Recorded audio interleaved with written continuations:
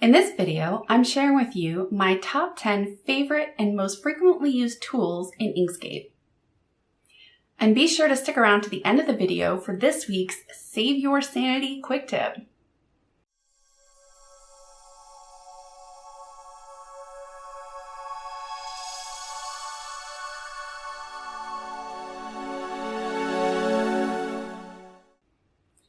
Hello, my name is Kimberly Grymes, and I am a young adult science fiction and fantasy author.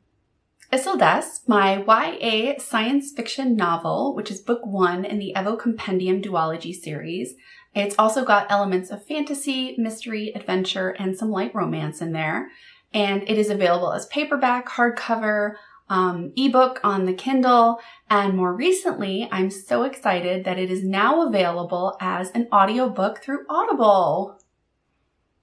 If you don't have Audible, I will include a link in the description below where you can try Audible for 30 days for free when you download Isildes as your first audiobook. In addition to Isildes, I've also published a companion novella to Isildes called The Red Umber Forest. It's also science fiction, but it's got more fantasy in it than science fiction, and it really focuses on the relationship between her and her mother and the struggles, the competition she has between her and her sister. But it is more fantasy. It's got more magic and everything in there, and it is a companion story to Isildes. And you can read The Red Umber Forest novella for free when you sign up for my newsletter, which I will include that link in the description below. And even though it is a companion novella, it can be read on its own. It does stand on its own. So you can read it before, after, or not even with Isildes. And if you enjoy short stories, I've also had 2 short stories published in 2 separate anthology books. LYP-1, a futuristic short story about a group of scientists portaling to a new world where unexpected events take place. LYP-1 can be found in Frontiers, Then, Now, and Beyond, published by Owl Howl Press. And more recently, my short story, Little Orphan Aggie, an origin story from a young Miss Hannigan's point of view. And if you're not familiar with who Miss Hannigan is, she's the orphanage caretaker from the story Annie. So Little Orphan Aggie can be found in the Rebel Diaries Anthology, published by Sasha Black. I have excerpts, or the beginning opening scenes, for both my short stories, LYP-1 and Little Orphan Aggie, on my author website, which I will include in the link below if you wanted to check those out. Okay, I'm really excited to share with you my top 10 favorite and most frequently used Inkscape tools.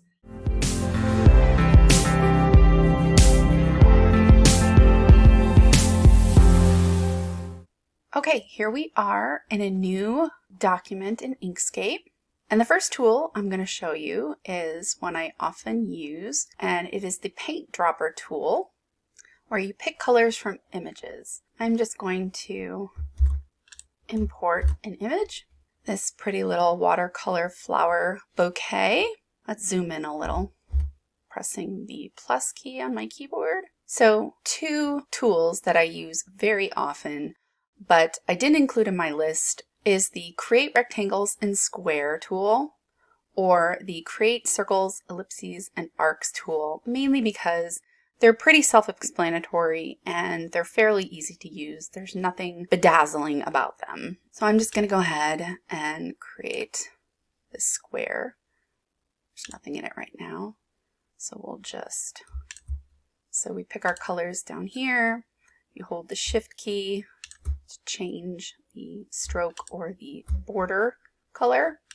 But when we want to use this pick colors from image, the paint dropper tool, you select the item that you want to change the color, select the paint dropper, and then you just pick whatever color you want. I love this tool so much. And if you hold down the Shift key on your keyboard, and you could change the stroke or the border color. So this feature is very, very handy. I like that.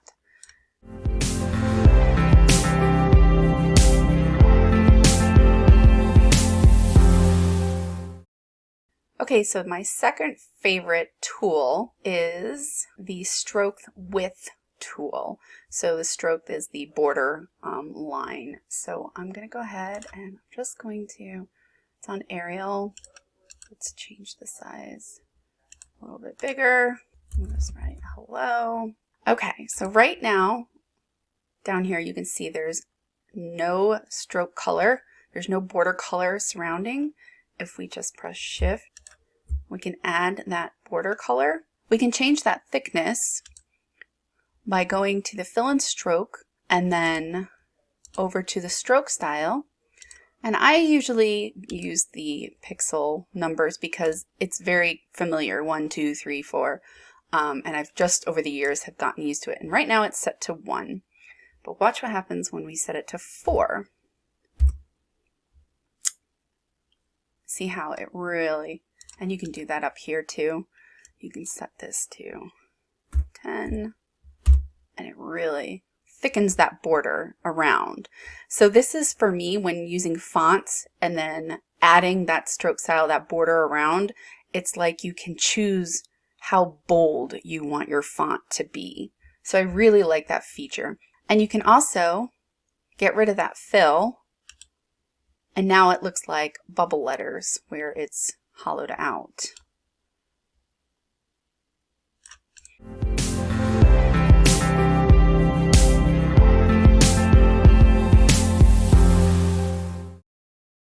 Okay, so the third tool that I really, really love, I actually only recently discovered this one. I don't know why.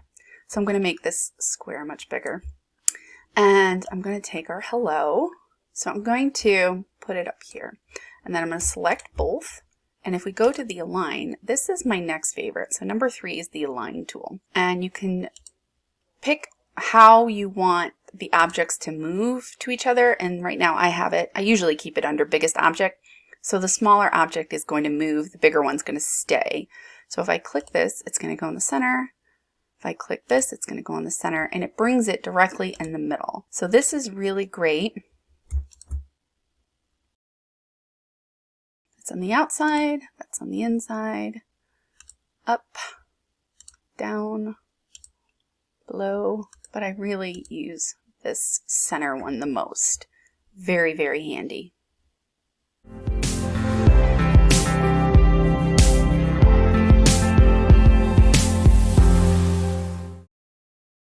Okay, the next 2 tools I kind of included in one because they're very close. They're both under the fill and stroke field, the blur and opacity. You down here, and let's move you over here. Okay, so here we go with the opacity. We can change how we want to see this. And if you move this up here and you select the rectangle, anything inside that dotted line is what's going to be exported out when you export an image. So these leaves up here aren't going to be in the image when you export it, and all of the images exported out are in the PNG file format. So sometimes I like to, let's bring the opacity back up. Sometimes I like to just put a white box, duplicate it, and we could rotate it, just to kind of get an idea of what I'll be exporting. So that's what it would look like if I was to export that right there. And with the blur is a very handy tool when creating shadows or some kind of dimension. So if we take our hello and we duplicate it, oops, let's go with gray. Let's do gray for the stroke. And then we just put it and we lower it behind. Oh, you know what? Let's take our tool, make the whole thing red. Okay. So now if you blur,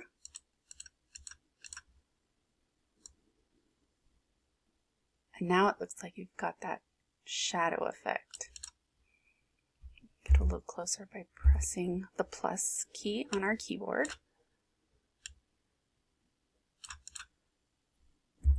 The minus key to zoom out. All right, so the opacity tool and the blur.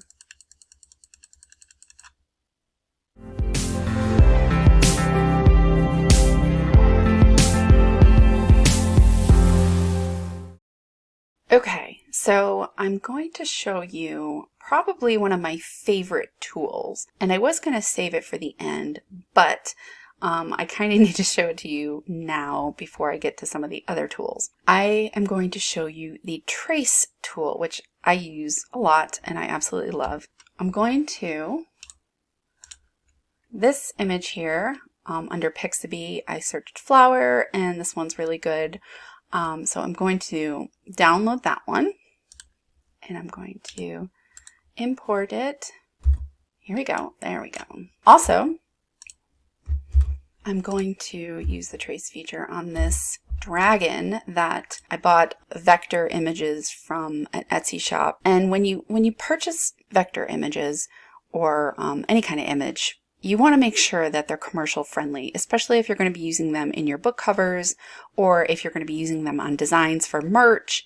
You really want to make sure that they're commercial friendly, that you have the license to reuse those images on products. So first let's do this pretty little flower thing. Okay, so you select the item, and as of right now I can't change the color, so you go up to Path, Trace Bitmap, and there use your image. You can, I don't really change too much when it comes to the numbers, but you can adjust them. You can invert it if you want a white one, but for the most part. And then you press OK, and what happens is, you close this out, you've got, and we're going to delete the one behind it, you've got a traced image, which now you can change to whatever color you want. And I'm going to do the same thing with the dragon. Trace bitmap. I'm going to update. Press OK.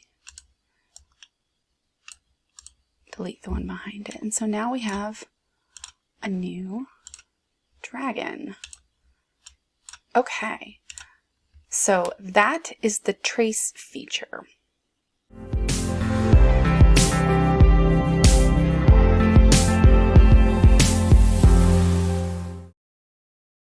Okay, now that we have our shape, the next tool that I frequently use, and I really enjoy this next tool, it's, well, I call it the paint inside the lines tool, but it's called the fill bounded areas. You just want to pick a color along the color bar, select the paint can tool, and you're able to paint inside these lines, just like coloring. Okay, but I'm noticing, let's zoom in, the plus key. We've got the stroke or that border, and it's a different color. So I'm going to use our paint dropper, and I'm going to press Shift, and I'm going to just match that color. Let's do the same thing here. We're going to select this one.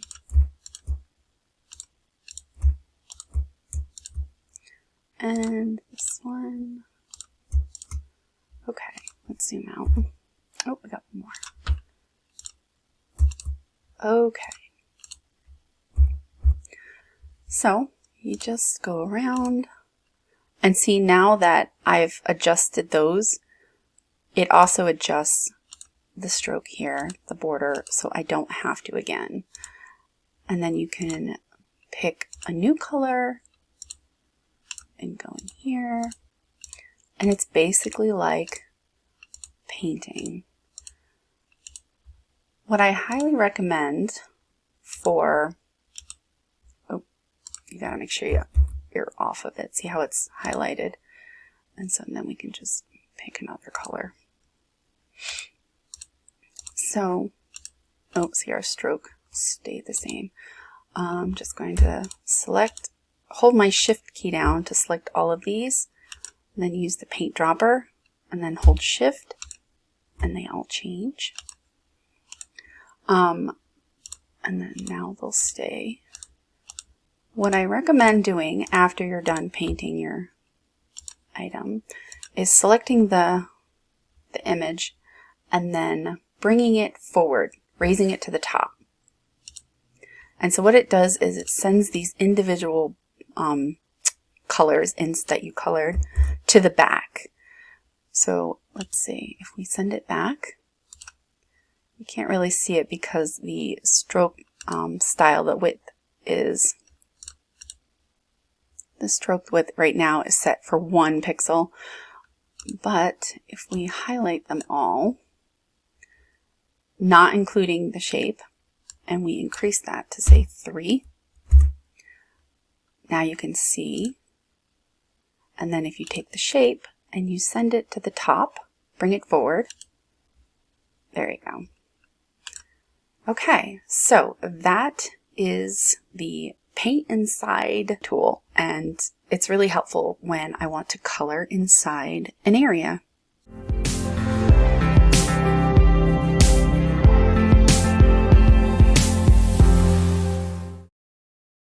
Okay, so the next really cool tool in Inkscape is the text to line.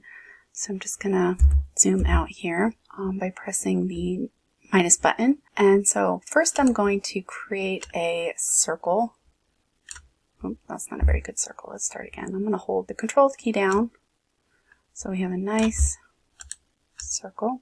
I'm going to give it a nice stroke, the black stroke border. And we're going to put it right under here. Okay, oops. Before I do that, let me just merge all of this. Up here is the group, so now it is all grouped together. If you don't group it together, oops, ungroup. If you don't group it together, it moves, so we will just group it together. And then I'm going to put this here. I'm going to select both. Just going to line up my 2 shapes. And now I'm going to come up here. We've got Ariel, and let's say pretty flower. And we're going to take that pretty flower, hold shift to select more than one thing, and we'll go up to text and put on path. And you see how it goes onto this circle, and we'll just group them together. Okay, and so now to turn it, you double click. Anytime you want to turn something, you double click on it and you see the arrows change. You could turn it. We're going to do that over here. And we're just going to turn it. Then we're just going to move it back. We can undo this and now line it up. Okay, so now if we take the circle with the black outline and we just create a white outline, it disappears. And now you have text along the path or a line.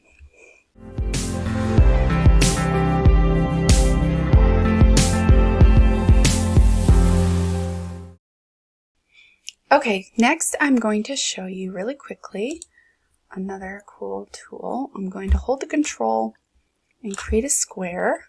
Once the square is selected, I'm going to click this Create and Edit Gradients tool.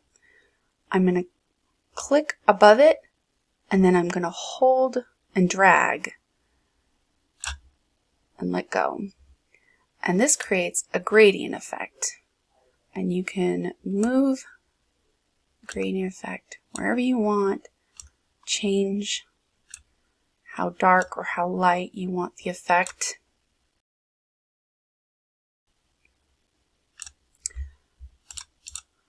So that is another really neat feature.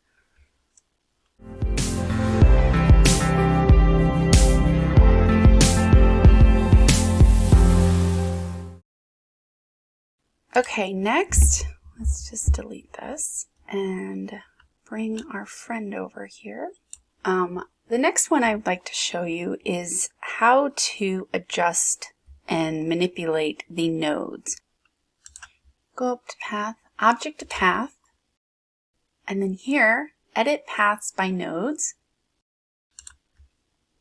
Let's zoom in by pressing the plus, and each one of these little dots is a node, and you can, Control Z to undo, you can move them around and change how things look. So when you have an item, let's bring our flower back in. Let's go up, trace bitmap, update, okay. So this is the traced one. And let's go up to Path, Object to Path, and now we can see all the tiny nodes.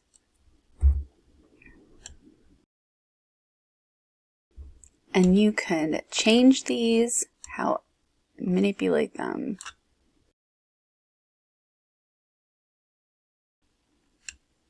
These are nice and handy for when you want to adjust certain vector points and nodes. Okay, so those are the nodes.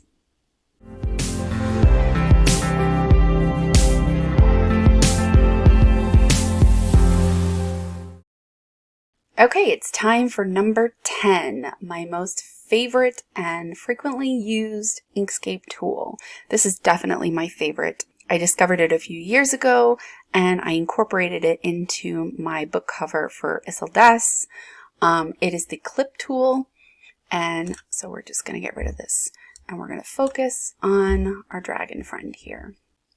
I'm actually going to duplicate him so we have just a backup. And I'm going to go into Pixabay again, and I'm just going to do a search for cracked ground, and I like this one, and I'm going to download it. I'm going to zoom out by pressing the minus button on your keyboard. Okay, so here's the picture of the cracked ground. I'm going to go up to Path, Trace bitmap, and there we go. I could make it darker, but that's too dark, so let's go back. Okay, and now if we pull this away, now we have this cracked effect. Alright, now I'm just going to bring it over here to my dragon and I'll put it underneath him. I am holding the control button on my keyboard while I resize. Okay, in order to use the clip option, I'm going to select both of them. I can either right click and click Set Clip, or I can go up to Object, Clip, and Set. And there, let's change the color. Let's do like a red. Bring it up on top. We are able, let's zoom in, to see the outline of our dragon. Like that. Another example would be, let's do, so we will just take a zebra print like this. We will download it. We'll bring it into Inkscape like so. Then let's create a star. Let's fix our star. Okay. Let's turn our star and put our star on top. Let's select both. You can select both by either grabbing both or selecting and then shift select. And then again, you can press right click and then set clip, or you can go up to Object, Clip, and Set. And now you've got your triangle in there.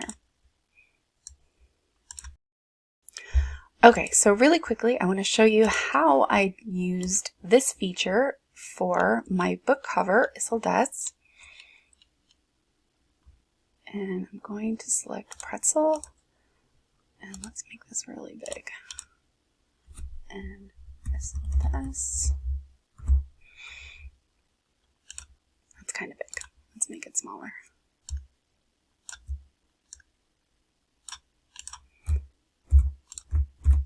Okay, and then this is a gold foil texture. And what I did is I put the words on top. I selected both, right click, set clip, and that is how I got the Isle des gold effect on my book cover. There's definitely a learning curve with Inkscape, but I definitely feel it's one of the easier programs to use, and it's free, for a hobbyist like myself when doing graphic designs. If you're an Inkscape user and you have a favorite that wasn't in my top 10 list, be sure to share in the comments below. So one thing I also want to add, it's not really adding, but one thing I want to mention that I'm not really a fan of are the filters in Inkscape. Okay, really quickly about filters in Inkscape.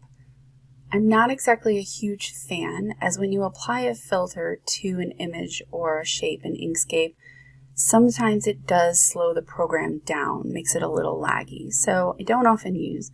And when I do use and I apply a filter, sometimes I'll just take a quick screenshot of the item that's been filtered, and then I'll import the image back into the Inkscape document and use it that way, instead of just having the filter applied. But I will show you really quickly a couple of filters. Up here in the menu, there's filters, and there's lots of different options. It's a button.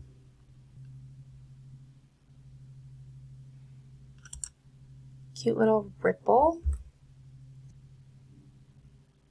It's linen, very realistic.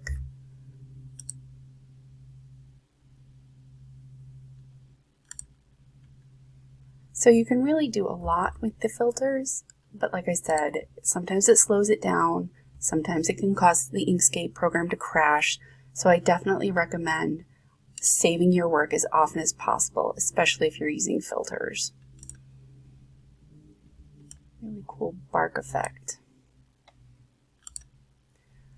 And that is the filters on Inkscape. I would definitely recommend checking them out and playing around with them. Okay, it is time for this week's Save Your Sanity Quick Tip.